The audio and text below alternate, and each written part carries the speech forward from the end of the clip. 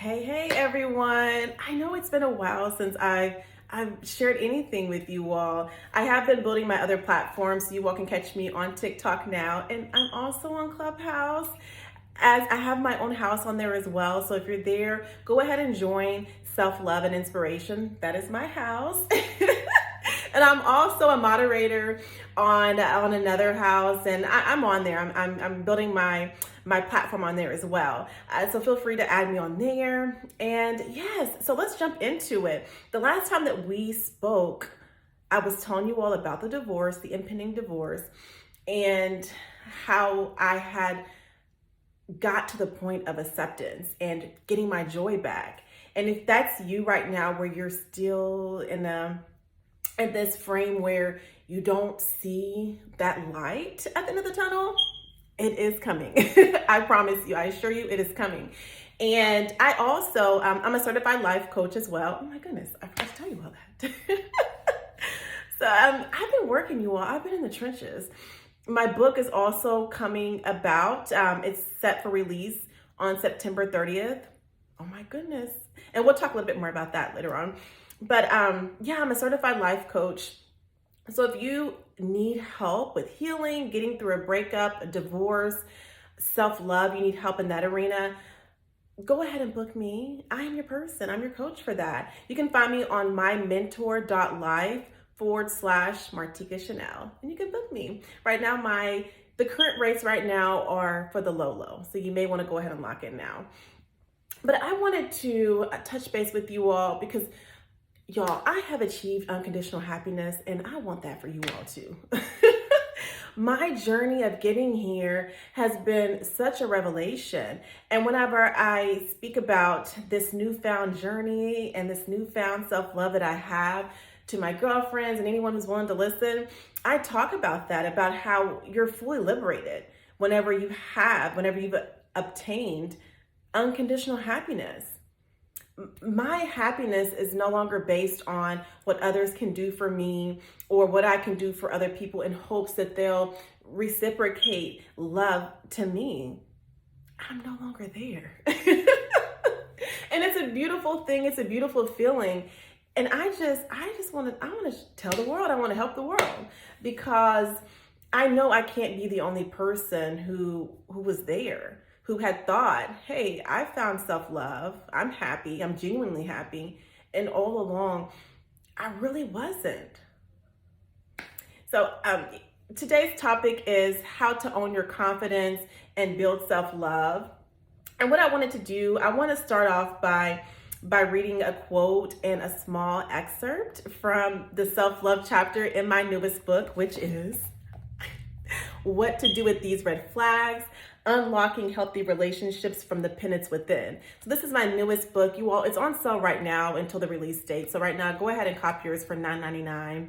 Go on my website, www.martikashanel.com, and grab yours. And I will also sign it for you if you'd like me to. So there's that, and the ebook version is available on Amazon.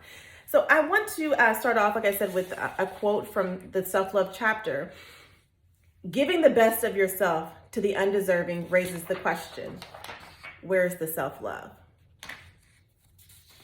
I always operated by the rule of no one owes me anything, but I found myself doing things by rule of thumb, honoring people a certain way because of a title, without applying the idea that I don't owe anyone anything either.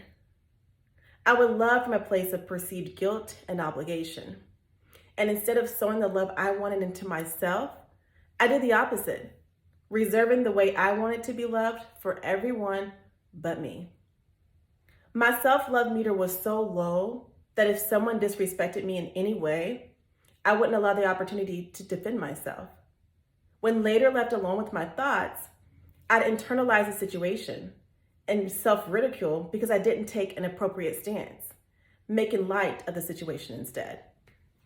I was an emotional wreck, mashing deep-rooted pain with disingenuous happiness. This changed once I got a better grasp of who I was and looked at the root of why I tolerated this. The bottom line was, I needed help in the self-respect department, and that was tied to how much I love myself. So let's take a pause for that. That was tied to how much I love myself.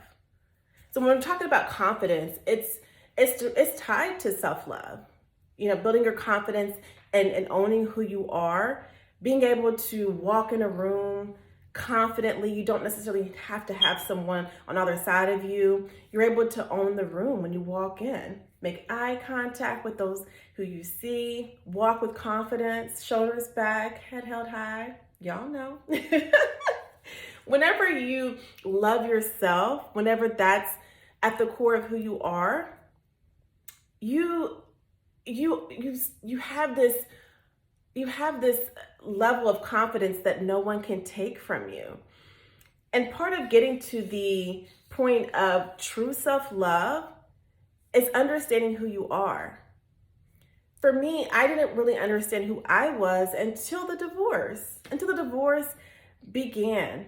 And I realized I haven't even really spent time with myself to understand who it is that I am. Really what my preferences are outside of the relationship. Now, I was always a person to have my own thing going on, my own ventures and my own endeavors. That was never a thing. I didn't make the marriage my entire universe, the center of my universe. I didn't do that.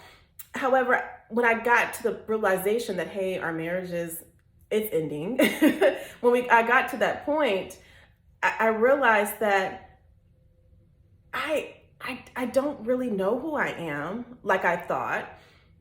And I have some things that I need to work on within myself, which are the red flags that I talk about in the book, because we have red flags too.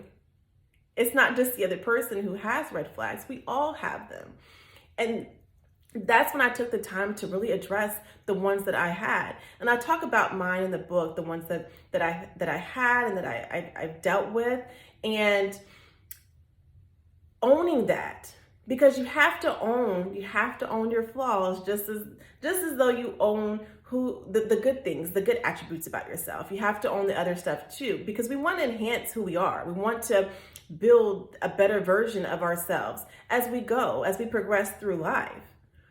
So there's that on self-love. I finally got to that point. I was able to really, and here's the thing that propelled me to getting to this point, is my self-discovery phase. I took time for myself. Once I got a break, they went with their dad for the summer. And that's really when everything came together. And you all, I'm just genuinely happy by myself.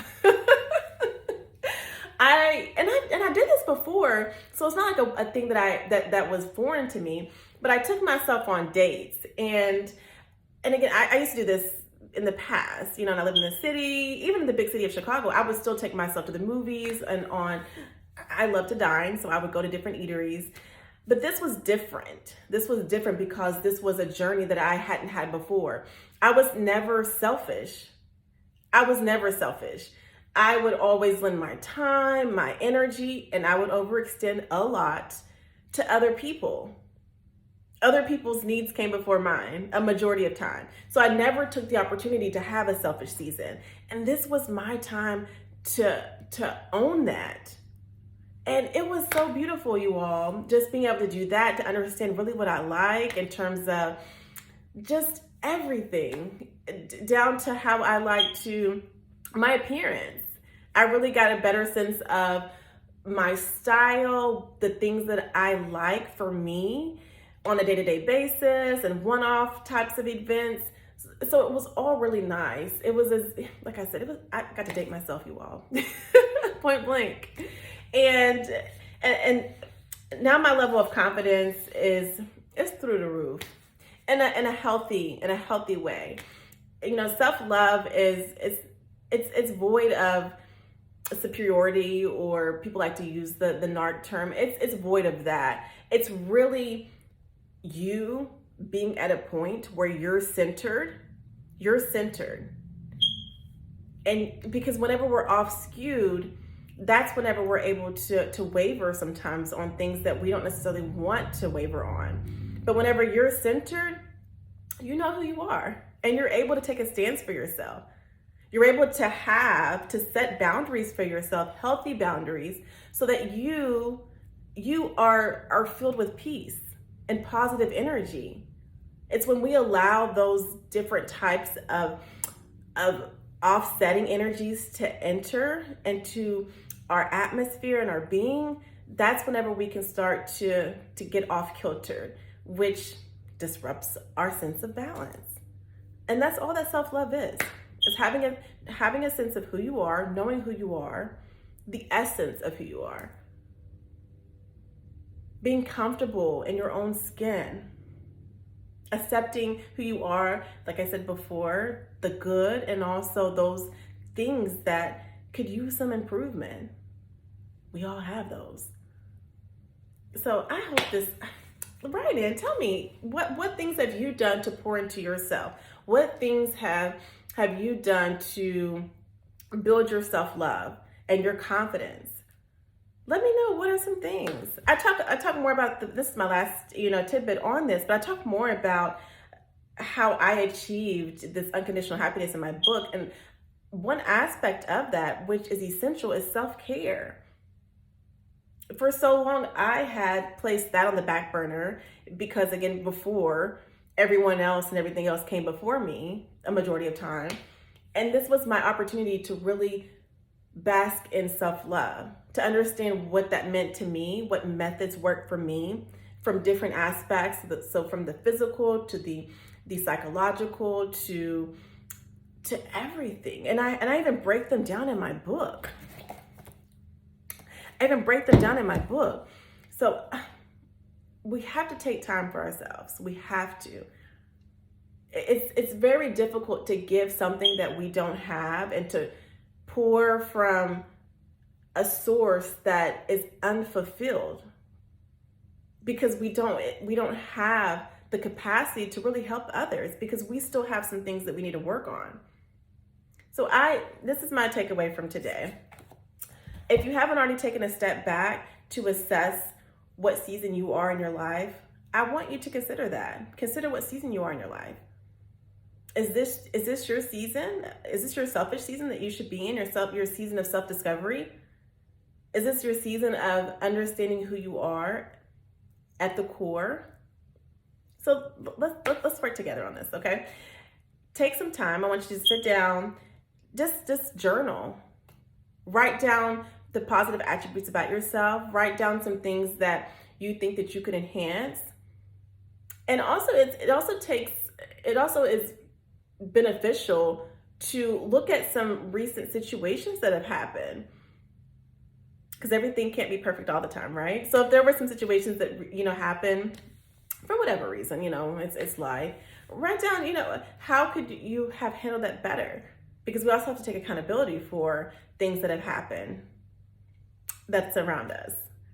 So just take the time to sit back and just do some analyzing in terms of who you are, where you're at in your life, and how you're navigating through life. Not necessarily just through situations, but just in general. How are you navigating? How are you feeling? So drop me a note below. Let me know if this helped you at all. And I look forward to hearing back from you all. I'll continue to pop on here more often as my book release is quickly approaching. So I'll have more time to do that. But I've missed you all. I wish you all the best, and hope that you all have a successful week. So until next time, bye.